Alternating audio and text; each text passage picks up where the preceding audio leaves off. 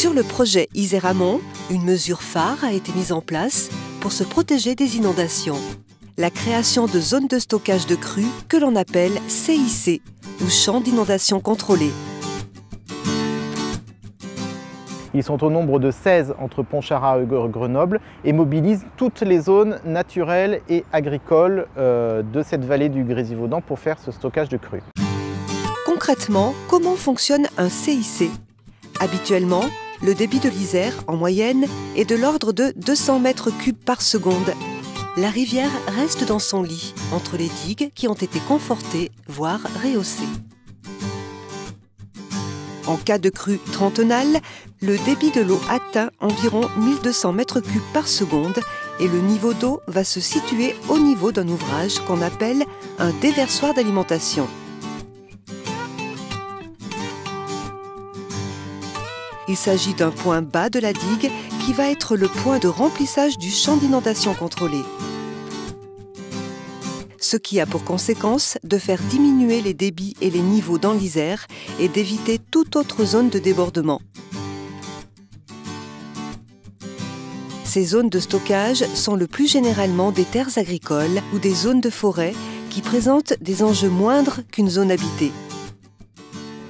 Le déversoir a une deuxième vocation. En crue, les digues de l'Isère sont fortement sollicitées à cause des courants forts.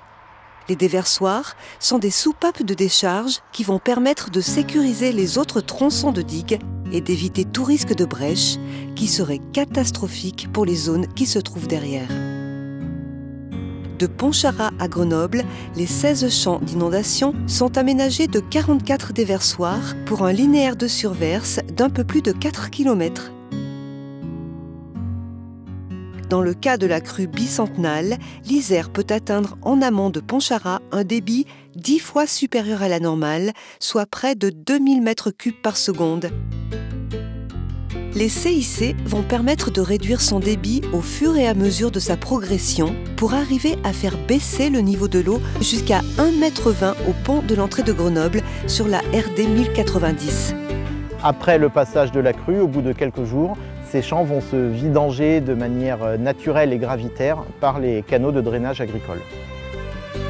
Aménagés en zones agricoles ou naturelles, les CIC protègent les zones urbaines et sensibles.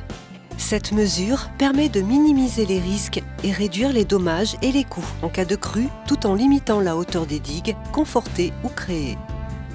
Rappelons qu'une crue bicentenale pourrait générer jusqu'à 1 milliard d'euros de dommages sans la réalisation des travaux du projet Iséramont.